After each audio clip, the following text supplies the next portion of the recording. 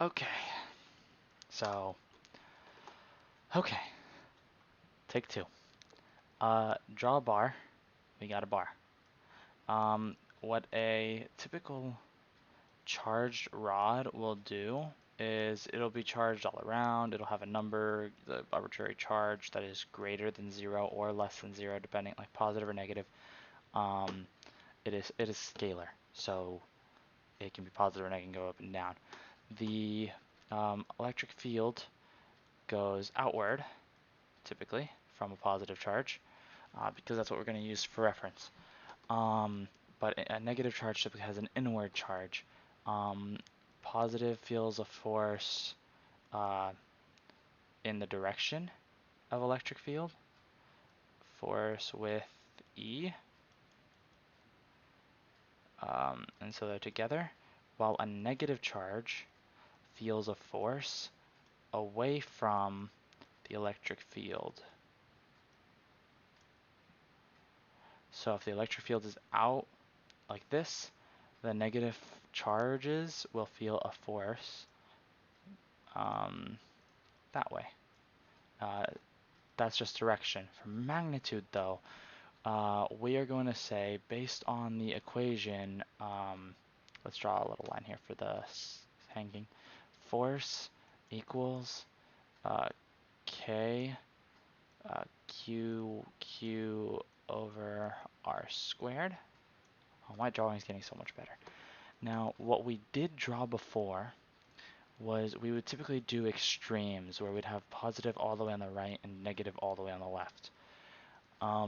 In reality, this isn't truly the case. This is just to get the point across that polarization happens and positive charges move away from the end. And this is as far away as we can get, depending on how small the object is. So the distance here, we'll give it an arbitrary distance r, just to see it. We won't put in any equations or anything like that. I did that last explanation, but that's too long. We will say that because this rod still has pairs that are together, not all the pairs separated. Wow, you changed your mind quickly. Um, Now, the amount of influence that this rod has typically will stop somewhere, depending on the amount of charge and how close it is. If I move it any closer, this line will go a little further, so it'll influence more pairs. If I increase the charge, the line will go further as well, and more pairs will separate. If I decrease the charge or move it away, the line will move inward, typically, or closer to the edge. We're going to say for this value and distance, whatever these are, we have plus 5 and r. Plus 5 is bigger than 0. That is our goal. It's bigger than 0. So it has a net charge that is non-zero. So we will attract stuff that wants to be non-zero as well. It wants to hook up. So something that's not satisfied. The positive charges will likely be about a distance like this. It won't be realistic or anything, but we'll give this distance x just to see it. The negative charge and the positive charges here have a distance x between them. Now, this distance x will be roughly equal to the amount of force that this creates and this creates on each other. So we are going to say that we're going to actually start with the rod. The rod will create a force on this negative charge that is kqqq over capital R squared. And so capital R squared is a smaller number than r plus x squared, or capital R plus x squared. And so we're going to say it's going to have a bigger force because it has a smaller denominator. So we're going to give it the force of 2 full blocks of 10 full units on my little whiteboard, while the positive charge is even further away, but it feels a force in the same direction as this electric field, and so it'll feel a force to the right. And we'll say it's about half of that, based on whatever. We will say that this is P, and we will say that this is N, these are going to be the forces that are on the negative and the positive charges, respectively. So we're going to split it in half here. The positive charge will feel a force to the negative charge. This far away, it'll feel a force roughly equal.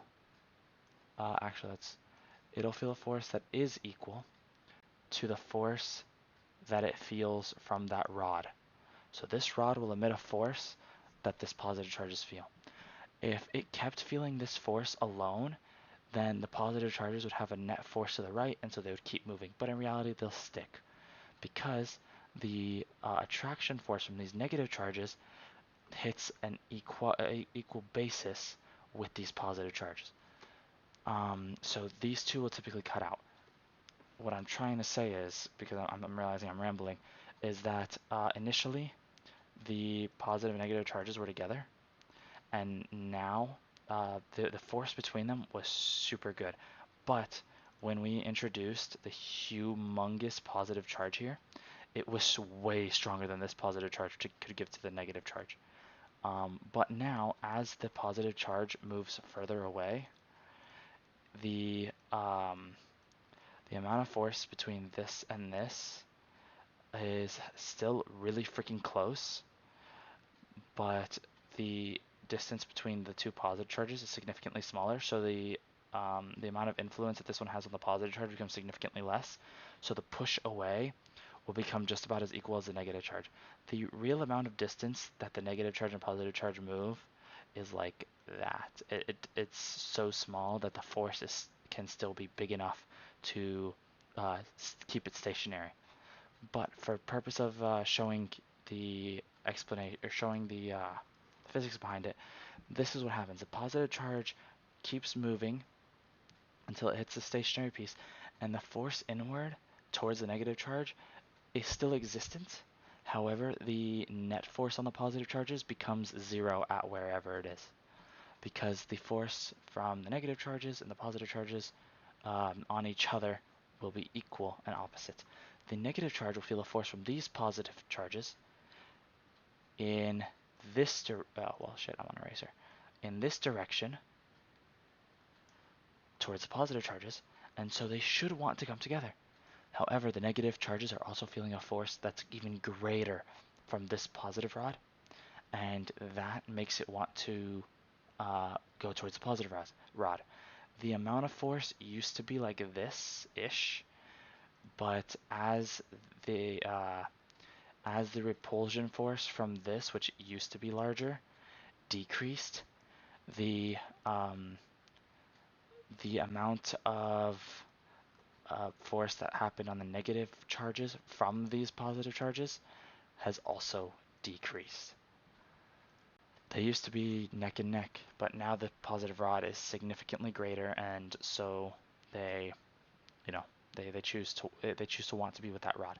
Now, because of this, we're going to erase this line and make it even smaller. So this is from bar. This bar is the thing in the middle. This force is from the rod. So what's actually going to happen, the positive charges are going to feel a force to the right and a force to the left that are just about equal, so they eventually sit stationary. This will mean that our positive charges will feel zero net force, which means they won't have any force acting on the bar. The negative charges will feel a net force to the left. They'll feel a force to the right because of the positive charges, but it's not strong enough to outweigh this left force. So the net force of the bar is going to end up being about 5 units of whatever I have here on the whiteboard to the left. The point of all this, though, is to say that the equal and opposite forces that the equal forces that the positive and negative charges place on each other are not as strong as the force from the rod. The force on the rod applies a force to both types of charges in opposite directions so as to separate them. And that force is stronger than the magnitude of the forces that bring them together, of the electrostatic force that they emit on each other. So the force that the rod brings is significantly stronger initially, at least, than the forces that they have on each other. And in the end, after the charged regions have moved, after they've created charged regions, the forces stay somewhat stagnant, and therefore the charge regions cannot come together. Like the force that this rod emits on these positive charges is just about as equal as these negative charges emitting on these positive charges. However, the negative charges still feel a stronger force towards the bar, and so they will not want to attract to the positive charges. The positive, so what happens here is the positive charges don't move. P don't move because they're stationary, because they've hit a point of equilibrium where they are being repelled and attracted at the same rate. And the negative charges feel a force left or towards the rod because the force is stronger there. And this is exactly what causes polarization. Polarization happens because there is a net charge. There's a charge coming from an external object on an uncharged object that is a conductor. It shouldn't matter too much, but if something doesn't say conductor or like metal ball or something, then and it's like, oh hey, I have a wooden tree or wooden branch. Well, obviously it's a wooden branch, but you get a tree branch, and we bring a charged rod next to it. The tree branch won't do shit because the tree branch. No, I should probably stop swearing. The tree branch is not a conductor, and therefore, because it is not a good conductor, the charges won't move as easily. They're not free to move, and they will just stay stagnant. So it's still uncharged, and no activity can happen with a charged object. Man, I ramble on too much. I should really slow down. I hope this worked, so yay. Let me draw a thumbs up.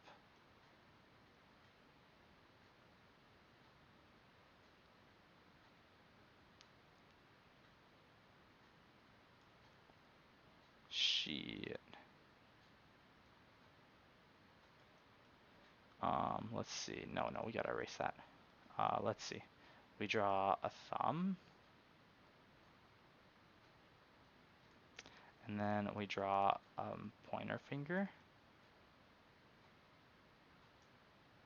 That's a pretty big ass thumb. Okay. We draw a middle finger. We draw a ring finger. And we draw a pinky. Yeah, okay. I need to stop. I'm not that good at drawing. Well, that's thumbs up. As good as it's gonna get, probably. Let's add a little bit of line here. Let's give it some creases or whatever. And then let's add some fingernails. Oh yeah, the video's over. I'm just drawing stuff now. That's pretty fancy. And then here's the nail from the thumb, and here's that little crease region. That's as good of a thumbs up as we're gonna get. Alright, yeah, I'm gonna stop the recording now. Yep. Good luck. If you have any other questions, you probably will because I rambled on way too freaking much. I think it would be better if you asked the specific question in person. Again, sorry.